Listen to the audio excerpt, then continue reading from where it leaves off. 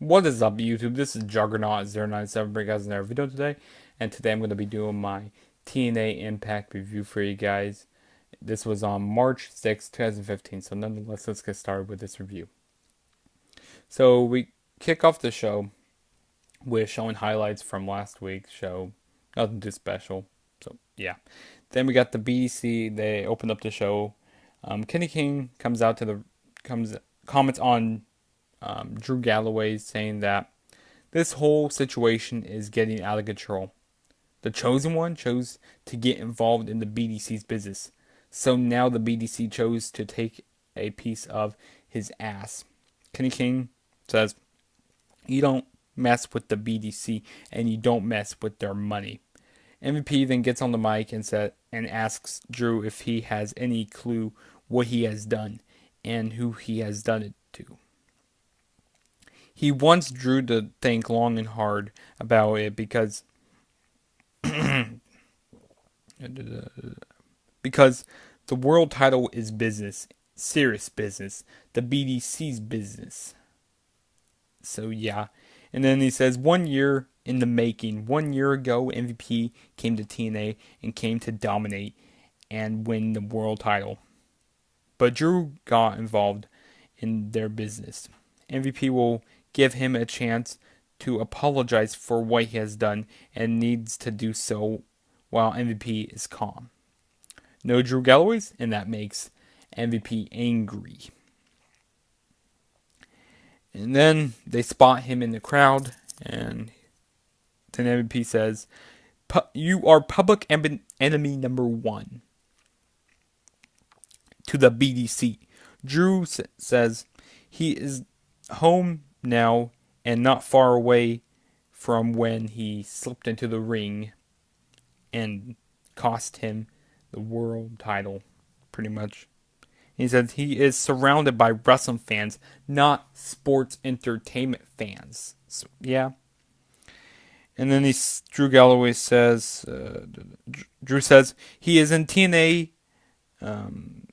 to speak up for those who have not been listened to stand up for wrestling, to give the fans a voice. People have always tried to dictate to the fans who the champions are, who the champions should be. But wrestling should be decided on by the fans based on what happens in the ring. And then Kenny King says, Drew spilled Loki's blood last week, and they want to get retribution and satisfaction on Drew Galloway's. And then Kenny King says, "Hey, if we don't get our revenge, then we're gonna go drive to your house and we're gonna go beat up your mom and your dad." So yeah. And then Drew Galloway's pretty much says, he goes like, "Hey, you know what? Instead of talking, how about we can fight, you know?" Because he says, "I'm not there to make an ass of the BDC. I'm here to fight." And he goes like, "So how about you send your guys to the back, and me and you can have a one-on-one match." So we have Drew Galloway's versus Kenny King. Before the match starts, the BDC come back out to the ring, and MVP beats up Drew Galloway's for a little bit, and then, then the referee tells the BDC to leave, go backstage. So yeah, but it wasn't a bad match. Could have been a little better, but not bad. Drew Galloway did this nice tilt-a-whirl slam on the apron. Excuse me. And then then Kenny King did this nice Kenny King did this nice cradle suplex, pretty good. I liked it. And then Kenny King did this nice neck breaker, but Drew Galloway wins by the Future Shock DDT. And after the match, the BDC come back out. They're chasing after Drew Galloway's, but then Drew Galloway's runs into the crowd, and yeah, so that was that. And then next we have Bobby Roode He comes out to the ring and says, "Eric Young,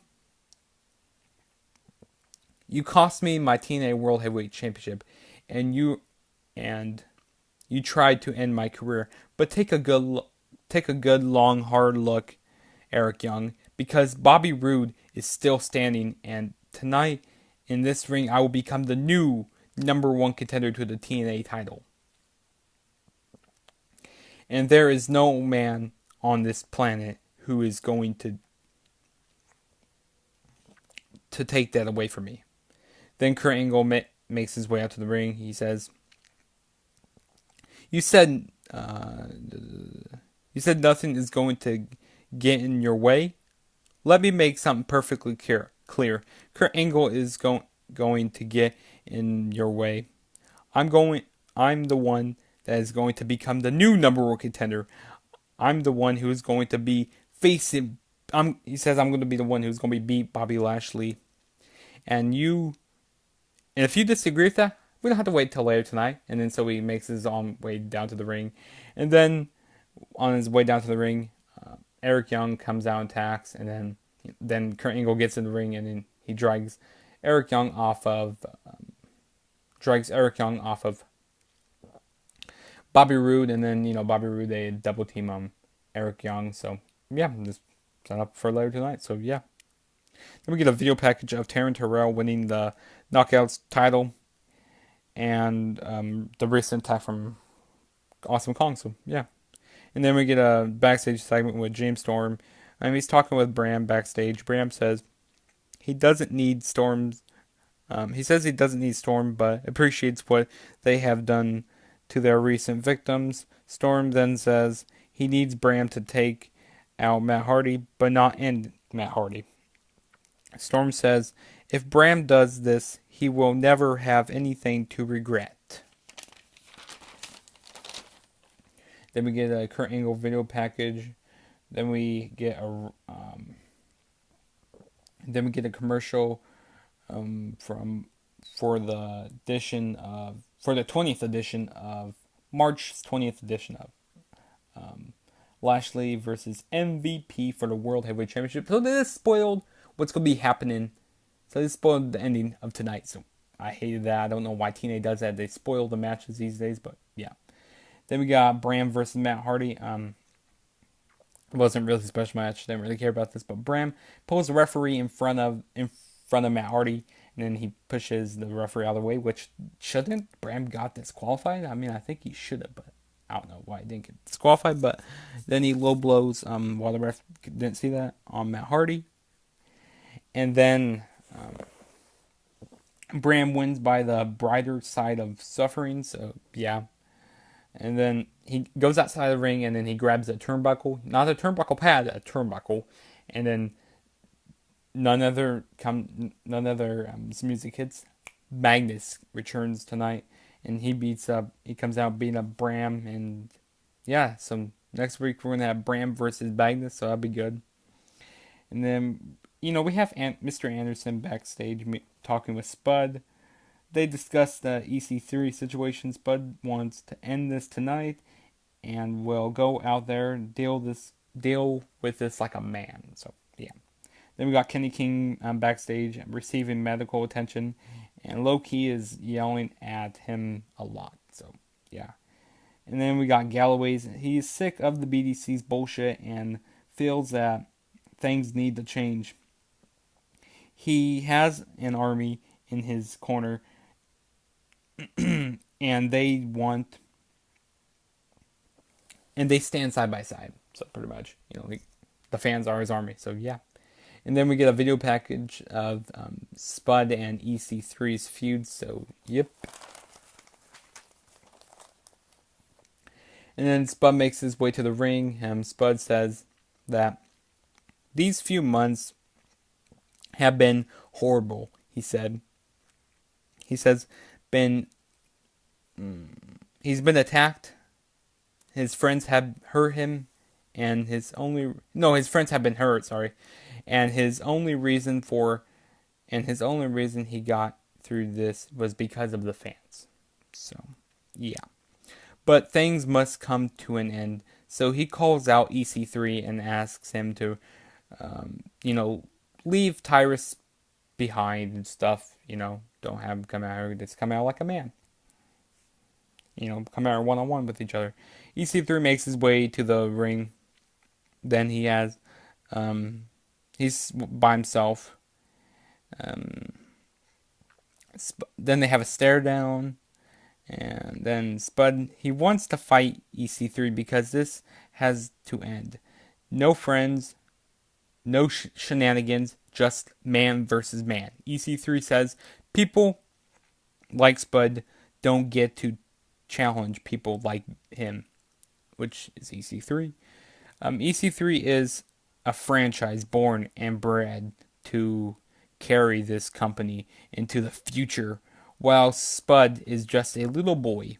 As EC3 continues to talk, Spud tells him to shut up. Spud knows that he is a Carter, that he is undefeated, and that he's defeated every TNA Hall of Famer. But Spud wants to end that streak. EC3 says, no, yeah, EC3 says, if Spud wants to a match, he got it. But EC3 says he wants to shave the head off of Spud. He wants to scalp Spud's head. So, yeah. And he goes like, hey, if you want to shave my head, I want to shave your head. So we got a hair versus hair match, they're talking, and then pretty much that. So we're going to have a match with them. So nothing really too special with this. I mean, I kind of liked it. I like my boy EC3. I really don't know who to pick to win this match next week. But, yeah. And then next, it shows an Eric Young video package. It showed a video package for all the people in the triple threat match, number contenders match tonight. So, yeah. And then we got a knockouts title match. Taryn Terrell versus Awesome Kong. Taryn Terrell wins by DQ when, pretty much, Awesome Kong was dominant during this whole match. She was just dominant during this whole match. But then after the match, Awesome Kong, she beat up Taryn Terrell. And during the match, also, Taryn Terrell, she went for the cutter a few times, but she couldn't hit it. She just never got to hit the cutter tonight. But Awesome Kong, she beats up Taryn Terrell after the match. And then Gail Kim comes out, then Gail Kim and Awesome Kong, they fight backstage. So that was that. So yeah. And then it shows a video package for the Wolves and the Revolution. And then it shows a video package for Bobby Roode. So yeah, there's a lot of packages tonight. A lot of video packages. Then we got the TNA Tag Team Championships on the line. The Wolves versus the Revolution. Before the match started, the Revolution came, like the rest of the Revolution came back out. Manic, Koya, and Sanada. They attacked the Wolves from behind. This wasn't a bad match if there wasn't so much interference in this match. There was too much interference with the Revolution. But during the match, there was a lot of double team moves that the Wolves did in this match. I like when the Wolves, they do their kicks. That's really good. And James Storm and Abyss, they tried to do a double suplex on the Wolves, but I think it was Eddie Edwards. Yeah, Eddie Edwards, who came in to save Davey Richards in the ring, if I'm not mistaken. And he grabs him, and then they throw James Storm into Abyss, and then they do a double drop kick on Abyss, and then Abyss DDTs James Storm, which I thought that was funny. And then the Wolves, they did a lot of suicide dives. I don't know how much suicide dives they did. Maybe like 5 or 6. I say about 5. They did 5 suicide dives in this match. This was a fun match. I enjoyed, seeing the Wolves. And then later on in the match, Matt Hardy came out. He came out to even odds because, the rest of the Revolution, they kept getting involved during this match. And, actually, Matt Hardy actually got hit by a suicide dive during this match. I thought that was funny. But, it wasn't a bad match. But we got new tag team champions. The Wolves are new tag team champions. They do that double foot stomp off the top rope. So, yeah. Then next we have Matt Hardy congratulating the Wolves backstage, pretty much saying, hey, when Jeff Hardy gets back, we want to challenge you for the tag team championships. Which I don't really want to see the Wolves versus Hardys again. I just don't want to see that. This is like their 100th match. Not really, but we saw this match a lot. And I don't want to see it again. And then next week we're gonna have, like I said, we're gonna have Hair versus Hair, EC3 versus Brock vs. Bud, and we're gonna have Magnus versus Bram next week. So yeah. And then our main event right here, we got the number one contender for the World TNA World Heavyweight Championship match. TNA World Heavyweight Championship. Sorry. Bobby Roode versus Kurt Angle versus Eric Young, which we already knew who was going to be winning this match. You know, first off, Bobby Roode and Kurt Angle, they get rid of Eric Young. They get rid of him, so they have a little one-on-one match with each other. During the match, Kurt Angle, he hit 10 German suplexes on Eric Young. Man, that's a new Brock Lesnar. He's the new Brock Lesnar of TNA. But yeah, he did a lot of German suplexes. And then he did a lot of ankle locks on both guys. But Kurt Angle wins the match when Bobby Roode was getting ready to go for Eric Young. And, pretty much, this was a pretty much back and forth match with, Pretty much back and forth match with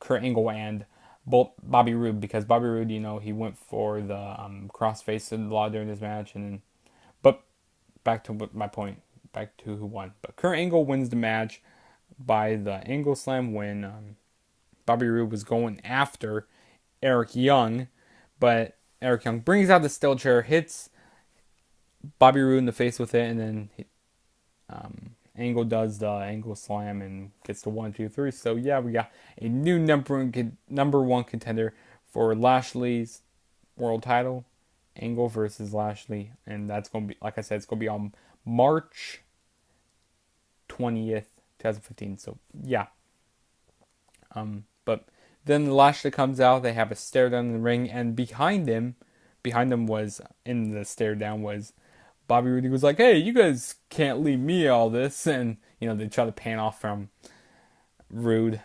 So yeah, but it wasn't a bad show. I'm tired of TNA always spoiling these matches. Like, who's giving TNA these ideas? To say, "Hey, it's all right for you guys to spoil these matches." I'm tired of that. I don't like that they do that. Like their own company is doing that. Like, how stupid is that? But yeah. This is my TNA Impact review. This went about for 17 minutes, about 18 minutes maybe. But yeah, this is my TNA Impact review. And sorry it was late, but people get busy. Things just happen. But don't forget to follow me on Twitter at @TheTrueJSB. Don't forget to hit that subscribe button if you haven't already.